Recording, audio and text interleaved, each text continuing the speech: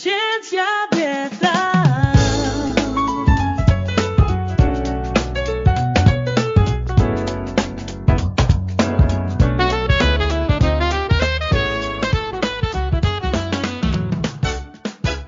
Imaginemos esta situación, un solo correo electrónico de 2 líneas, bastante breve. Y ese correíto le costó a una consultora independiente un contrato de 6 cifras. ¡Qué locura! De verdad, 6 cifras. Así es.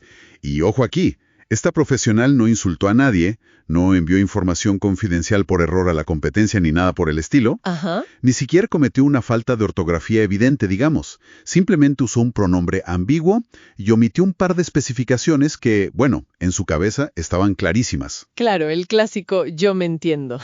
Exacto. Sin embargo, para el cliente que recibió ese mensaje, el correo fue tan confuso que generó, pues, una crisis de confianza insalvable. El contrato se canceló al día siguiente. Es un escenario escalofriante. Y aunque suene extremo, sucede con una frecuencia alarmante en el mundo corporativo y también en el personal, fíjate. Totalmente. Existe esta expectativa casi matemática cuando las personas se comunican. Se asume que, como las palabras están ahí, visibles en la pantalla, el significado transferido es absoluto y perfecto. Sí, como si fuera un tubo de transferencia de datos directo al cerebro. Así es. Pero la realidad es que el lenguaje está lleno de variables ocultas y de trampas invisibles. Exactamente. Me gusta pensar en el lenguaje cotidiano como si fuera el código de un software. Quien programa la aplicación sabe perfectamente qué función debe ejecutar cada línea de código, ¿no? Ajá. Pero si hay un pequeño error, un bug sintáctico que pasó desapercibido, el programa no solo falla, a veces colapsa por completo el sistema del usuario. Y se cae todo. Y se cae todo, exacto. Y en esta exploración a fondo, nuestra misión es precisamente analizar esos bugs, lo que tradicionalmente se conoce como vicios del lenguaje. Pero no desde una perspectiva de clase de gramática escolar aburrida. No, por favor, no queremos dormir a quienes nos escuchan. Cero, queremos entender cómo estos errores generan una fricción cognitiva real, cómo erosionan la credibilidad profesional e incluso cómo cuestan muchísimo dinero. Esa distinción es fundamental. O sea, no estamos aquí para repartir calificaciones con tinta roja. Cuando ocurren estos fallos en la comunicación, el daño no se limita a un instante de confusión. Va mucho más allá. Así es.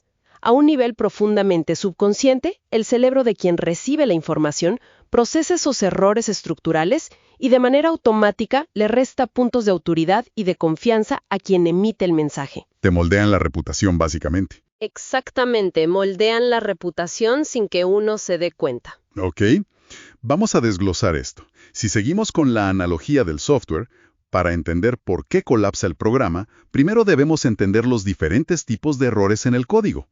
Y me parece que el primer gran bloque de fallos ocurre en la base de datos misma, ¿no? Cuando introducimos la información incorrecta. Ajá, los cimientos del edificio. Exacto. Estos serían los vicios semánticos, ¿cierto? Las fallas de significado. Así es. Los vicios semánticos ocurren cuando se altera el contenido real de lo que se quiere decir. O sea, el código no falla por su estructura. Falla porque el dato es erróneo de origen. Claro. Un ejemplo muy común en el entorno profesional es el barbarismo o la impropiedad. No se trata solo de pronunciar mal una palabra por accidente. Como decir heladera o estómago, ¿no? Usar términos que suenan sofisticados, pero cuyo significado real fractura la lógica del mensaje. Por ejemplo, es muy habitual escuchar en reuniones corporativas que un equipo va a accesar a la información. Uf, ese me duele un poco. Sí, cuando el verbo correcto es acceder. O usar el adjetivo bizarro para describir un diseño extraño, influenciados por el inglés, claro. Cuando en español tradicionalmente bizarro significa valiente o generoso. O el uso indiscriminado de anglicismos, que está en todas partes. Convocar a un meeting para revisar el approach del target. Exactamente. Cuando, existen equivalentes perfectos en español para todo eso.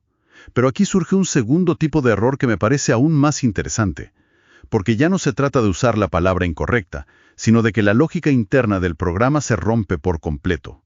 Las fallas de estructura, lo que llamamos vicios sintácticos. Ese es el territorio del solecismo.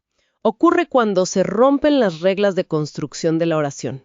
Y un error clásico es la pluralización del verbo haber cuando funciona de manera impersonal. Uy, este es súper común. Demasiado.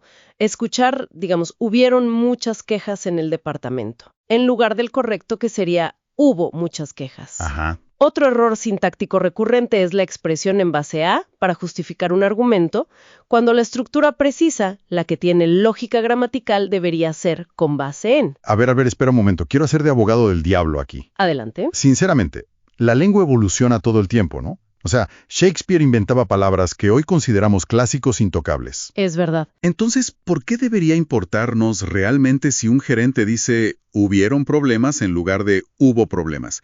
Mientras el equipo, digamos, entienda perfectamente la instrucción. ¿No corremos el riesgo de convertirnos simplemente en unos puristas o unos snobs de la gramática que ignoran el pragmatismo del día a día? Es un argumento muy válido y que se escucha muchísimo.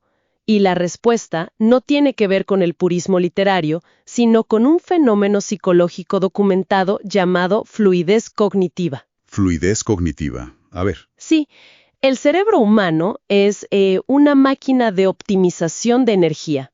Cuando leemos o escuchamos un mensaje bien estructurado, la información fluye sin resistencia. Y el cerebro asocia esa facilidad de procesamiento con la verdad, con la inteligencia y la competencia de la persona. O sea, es decir, si es fácil de procesar, se siente correcto, se siente confiable. Exactamente. Pero cuando alguien lee hubieron problemas, el cerebro de quien domina el idioma registra un microtropiezo. Es una anomalía en el patrón esperado, ¿sabes? Como un pequeño bache en la carretera. Tal cual. Y en esa fracción de segundo, el cerebro tiene que desviar energía mental, tiene que dejar de procesar el contenido de la idea para dedicar esfuerzo a decodificar el error gramatical. Claro, hace cortocircuito por un milisegundo. Y esa fricción cognitiva, por mínima que sea, rompe la ilusión de competencia. Quien recibe el mensaje, sin darse cuenta, comienza a dudar del nivel de preparación de quien lo emite. O sea, no es novismo, es neurología básica aplicada a la persuasión. Y hay otro aspecto interesante aquí, porque también están los vicios pragmáticos y fonéticos, ¿no? Sí, claro, los de intención y sonido. Ahí entra la cacofonía, por ejemplo. Repetir sonidos constantemente, como tómate el té y te vas a sentir mejor. Es un choque de sílabas que distrae. Totalmente. O el temido dequeísmo, ¿no? Pienso de que deberíamos cambiar la estrategia. Ese de ahí sobra y hace mucho ruido. Aunque también pasa al revés, ¿no? A veces la gente comete errores por intentar sonar más educada, lo que llaman hipercorrección. O, fíjate en México, el uso del copretérito. Venía por unos documentos.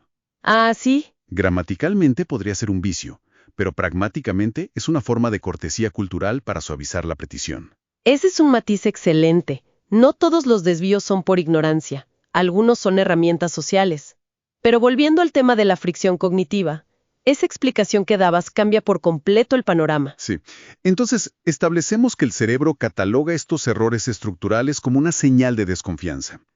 Pero a ver, una fricción en la lectura es una cosa y perder un cliente millonario es otra muy distinta. Claro, son escalas diferentes. Hablemos de cómo estos bugs en la comunicación se traducen en pérdidas financieras directas. Me refiero al caso que mencionamos al principio de la exploración.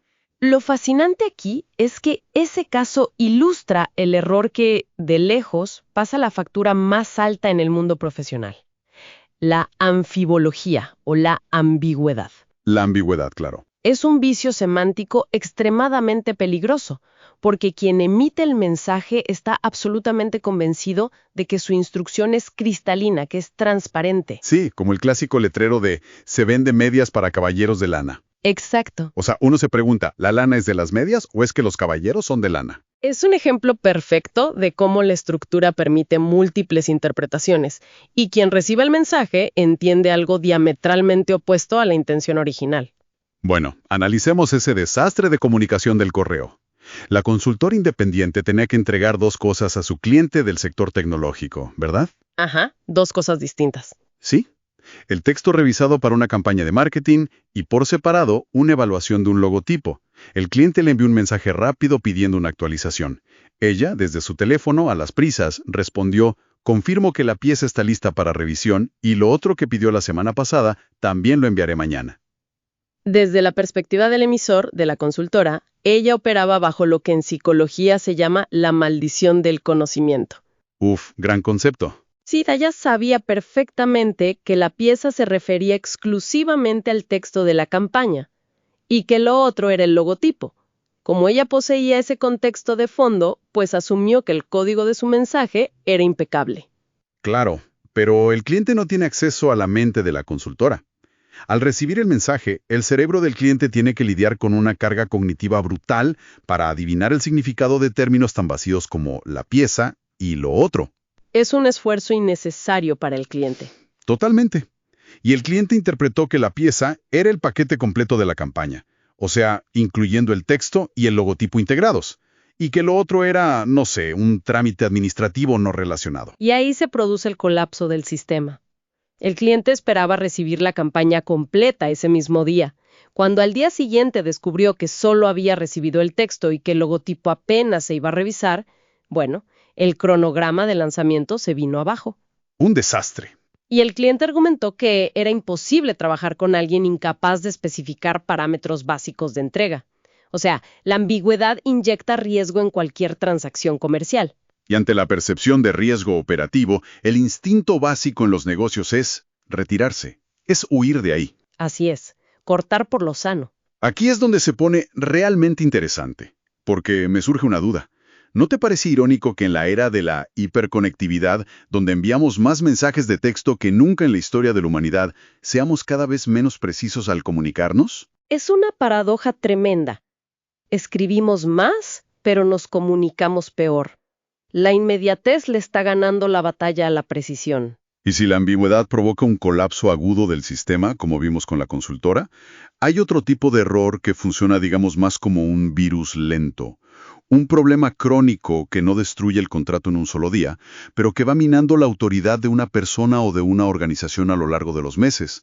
Hablo de la pobreza léxica y las muletillas. ¡Ay, sí! Es un problema epidémico hoy en día. Pensemos en el lenguaje que utilizaría una agencia de publicidad genérica. Imaginemos una agencia a la que podríamos llamar, no sé, Creativos Bogotá. Creativos Bogotá, ¿ok? Sí, es un nombre ficticio, pero el servicio principal que venden es la innovación y el pensamiento lateral. Sin embargo, su comunicación diaria está estandarizada en torno a una docena de frases cliché. Las famosas buzzwords. Y abusan de la palabra literalmente para dar énfasis a cualquier situación mundana.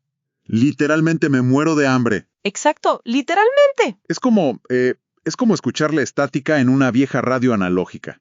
O sea, la estática no impide completamente que identifiques la melodía de fondo, no. Ajá.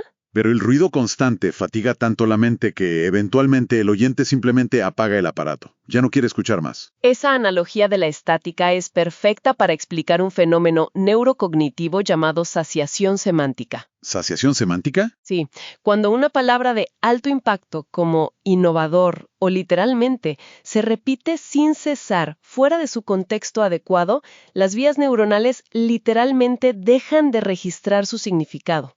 O sea, la palabra se vacía por completo de su sentido. Se convierte en ruido blanco. Lo cual resulta trágico desde el punto de vista comercial.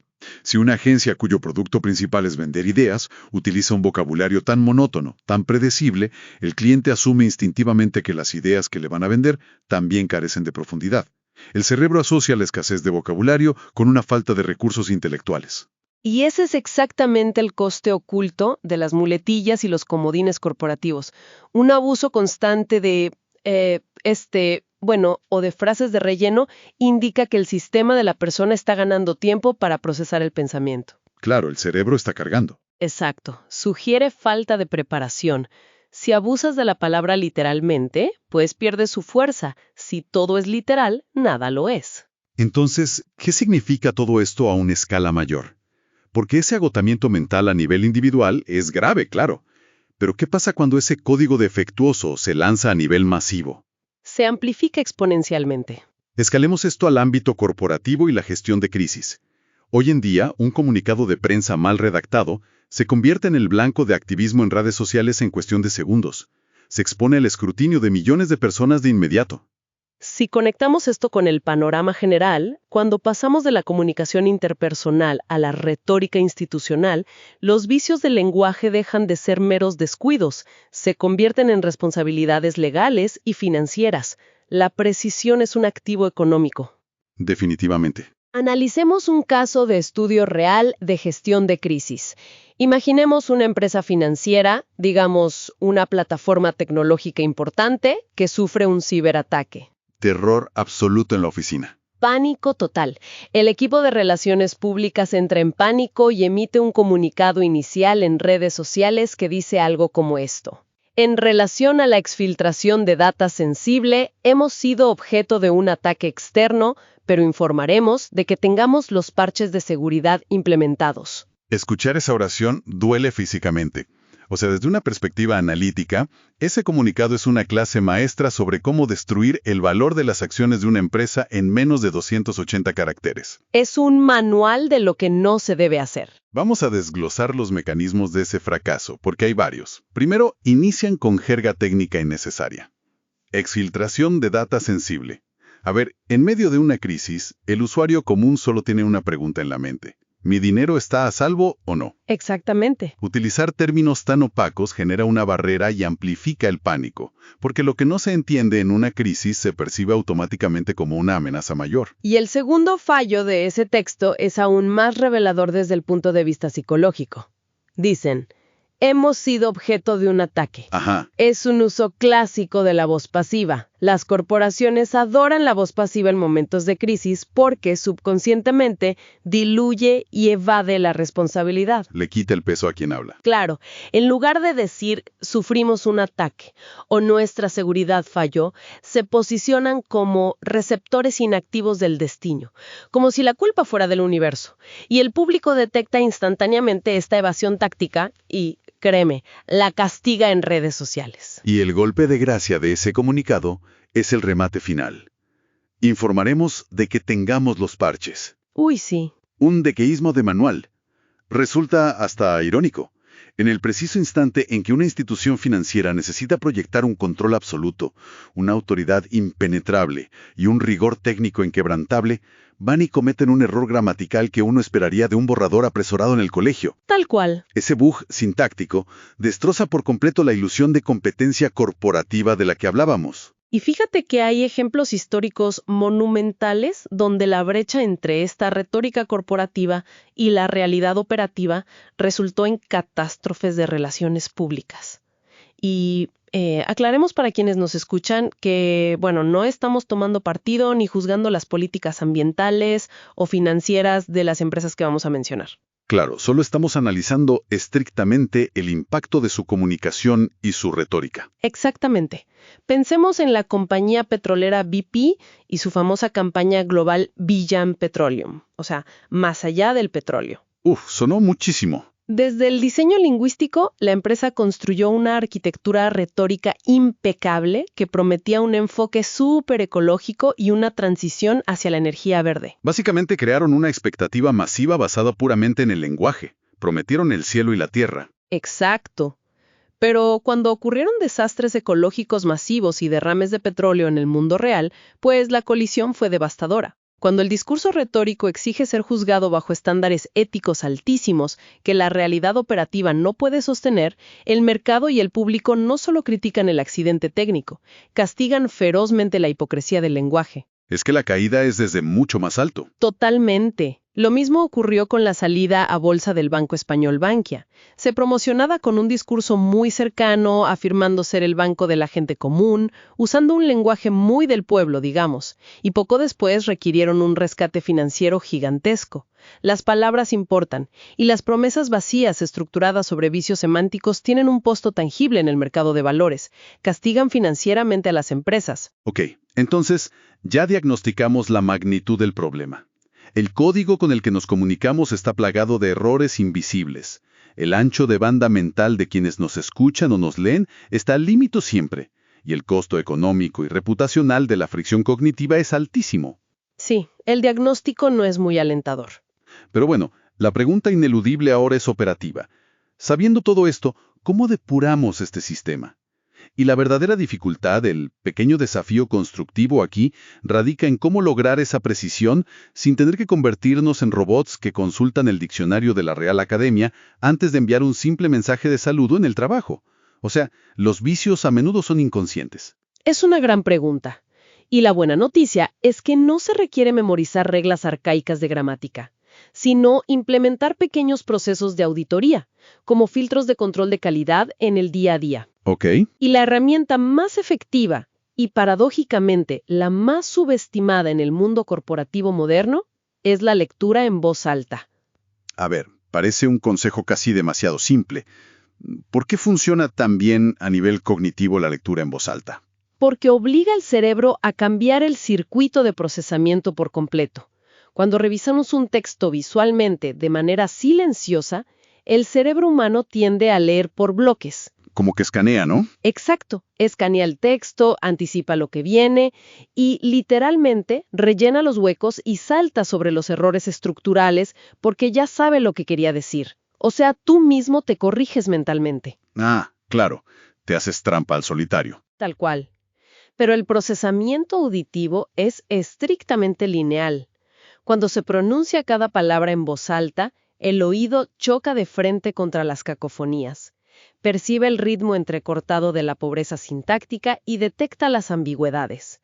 O sea, si quien lee el texto se tropieza al pronunciarlo, es una garantía absoluta de que quien lo reciba también va a sufrir esa fricción cognitiva. Pero, a ver, poniéndonos en los zapatos de quienes operan en un entorno hiperconectado hoy en día, ¿no? Donde se exigen respuestas a correos en 5 minutos o te mandan 50 mensajes por hora. ¿Quién tiene tiempo para detenerse a leer en voz alta un mensaje de 3 párrafos? Yo entiendo esa resistencia, pero se debe entender no como un gasto de tiempo, sino como una póliza de seguro. ¿Una póliza de seguro? Me gusta eso. ¿Sí? Invertir 30 segundos en la lectura de un correo clave previene tener que dedicar 3 meses al control de daños o a la recuperación de un cliente perdido, como el caso de la consultora. Visto así, 30 segundos es una ganga. Totalmente. Además, para documentos más extensos o formales, se recomienda usar listas de verificación operativas o checklists. Checklists de lenguaje. Sí, en la redacción profesional es súper útil. Antes de enviar una propuesta o un informe oficial, realizar un barrido rápido buscando redundancias activamente. Pleonasmos como bajar para abajo, resultados futuros o prever con antelación. Claro. Y también buscar y eliminar los extranjerismos innecesarios y la jerga excesiva que la audiencia final no domina. Y supongo que, si continuamos viendo el lenguaje como el sistema operativo del pensamiento, la única forma de instalar parches de seguridad permanentes y de expandir verdaderamente nuestra base de datos es mediante el consumo de código de alta calidad. Me encanta cómo mantienes la analogía del código. Hay que ser consistentes.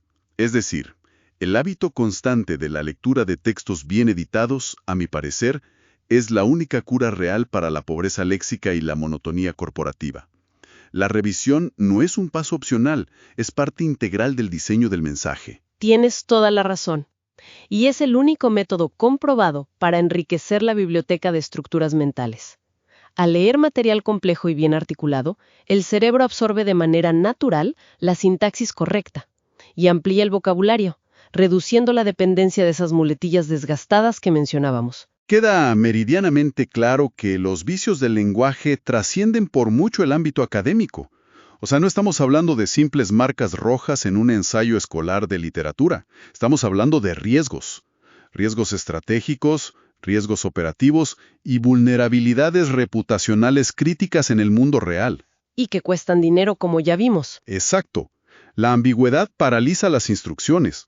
Los errores de estructura socavan la autoridad de un líder y el vocabulario pobre empobrece la percepción del producto.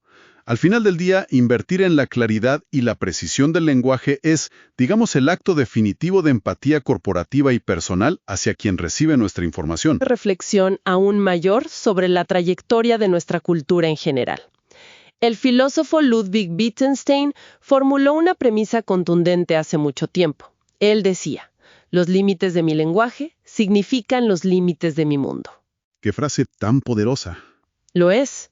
Y si observamos cómo la comunicación contemporánea se está reduciendo a una velocidad vertiginosa, dependiendo cada vez más de mensajes de texto fragmentados, acrónimos apresurados, emojis genéricos y los mismos comodines corporativos repetitivos, surge una duda inquietante. ¿Cuál sería? Al permitir que estos vicios simplifiquen nuestra estructura de comunicación diaria, estamos simplemente perdiendo un poco de formalidad y elegancia al hablar, o al limitar drásticamente nuestras herramientas lingüísticas, estamos reduciendo progresivamente nuestra propia capacidad neurológica para formular pensamientos complejos y resolver los problemas críticos del futuro. ¡Wow!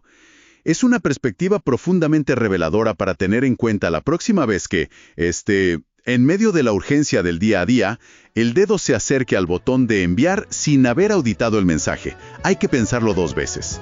Y bueno, con esto cerramos. Hasta la próxima exploración a fondo.